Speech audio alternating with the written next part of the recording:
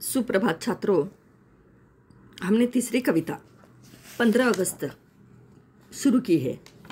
मैंने पिछले भाग में कविता का वाचन किया था और उसकी शुरुआत भी हो गई है। अब हम दूसरे भाग में आगे की कविता देखेंगे। देखो, फिर से मैं पढ़ती हूँ। प्रथम चरण है नए स्वर्ग का, है मंजिल का छोर। छोर का अर्थ है, कठिन शब्द लिखिए, छोर माने सीमा।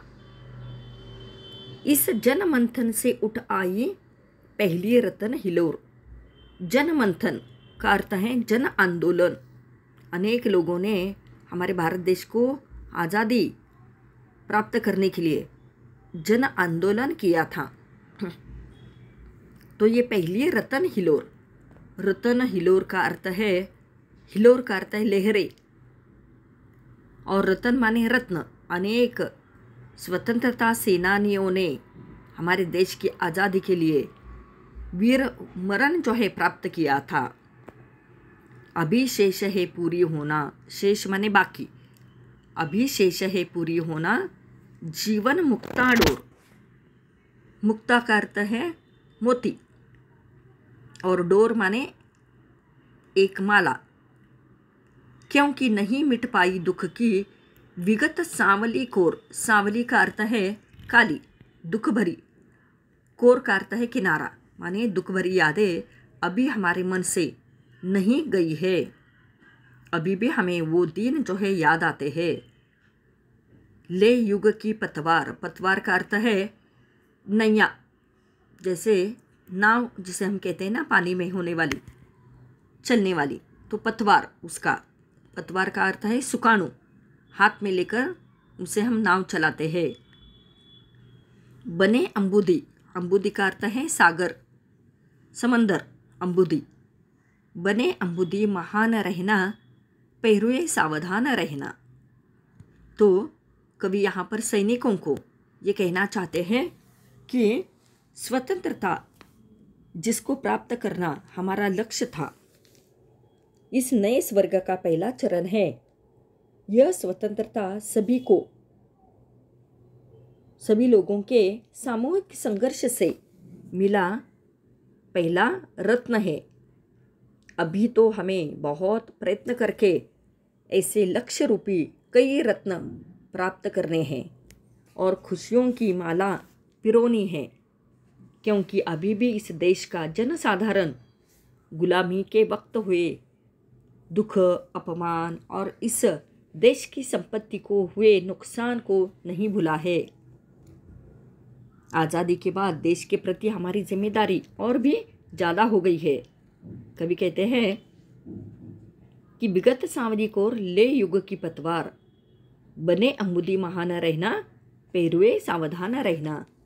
यहाँ पर कवि हमें बताना चाहते हैं कि आज़ादी के बाद देश के प्रति हमारी जिम्मेदारी और भी ज़्यादा बढ़ गई है, क्योंकि उसकी बागडोर अब हमारे हाथ में है।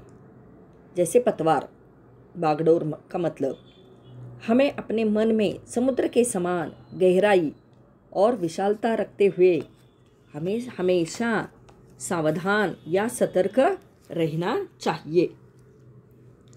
यहाँ कवि हमें बताना चाहते हैं, देखिए छात्रों, कि काफ़ी सत्कर्मों से और पुण्य कार्यों के पश्चात हमें स्वर्ग रूपी स्वतंत्रता मिली है।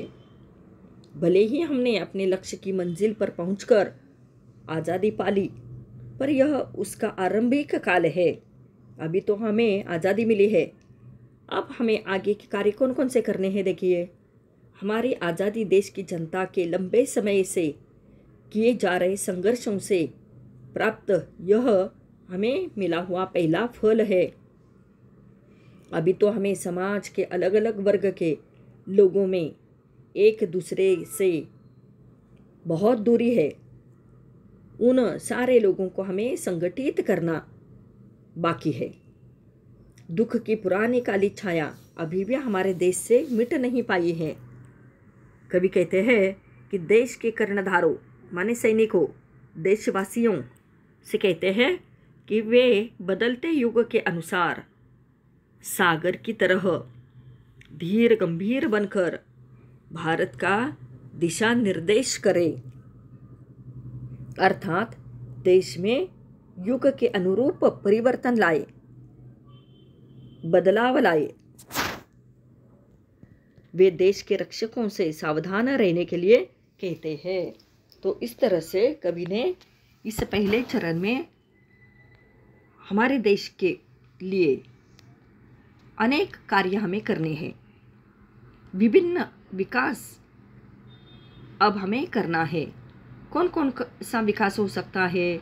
आर्थिक है, सामाजिक है, वैज्ञानिक है, शैक्षणिक है। ये सारे विकास जो है हमारे दृष्टि क्षेत्र के सामने हैं और ये सारे विकास हमें अब हमारे देश में करने हैं।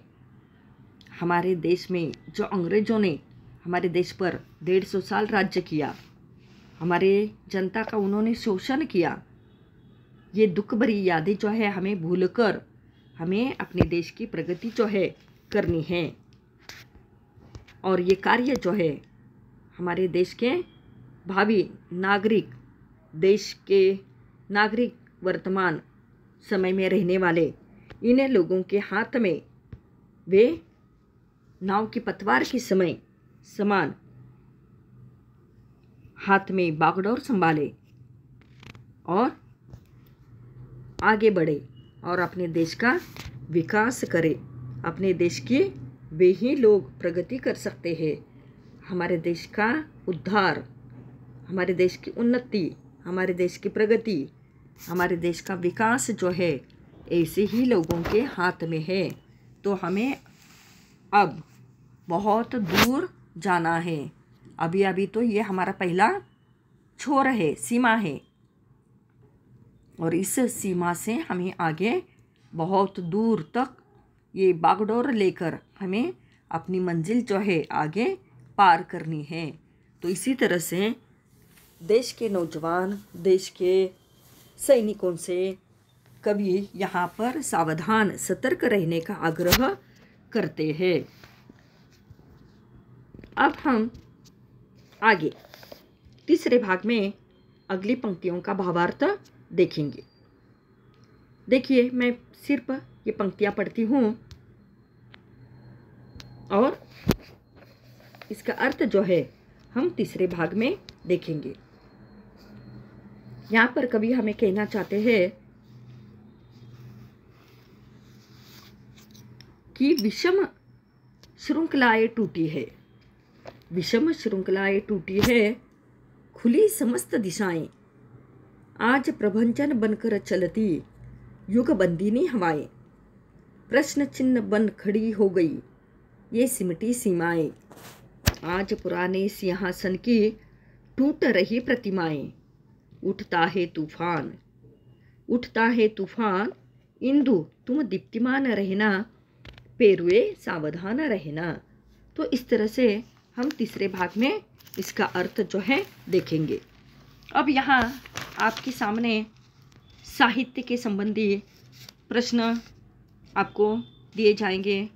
उनमें तार सप्तक के 2 कवियों के नाम लिखिए, ऐसे प्रश्न होगा। इसके बाद आपको रसास्वादन के लिए प्रश्न यहाँ पर दिया जाएगा, जिसमें आपको पूछा जाएगा कि आधुनिक जीवन शैली के कारण निर्मित समस्याओं से जूझने की प्रेरणा इन त्रिवेणी से मिलती है, स्पष्ट कीजिए। तो इसी प्रकार के प्रश्न जो है आपको रसास्वादन के लिए पूछे जाएंगे। या संकल्पना स्पष्ट कीजिए, ऐसे प्रश्न जो है आपको पूछे जाएंगे। तो हम तीसरे भाग में ये विस्तार के साथ देखेंगे। धन्यवाद।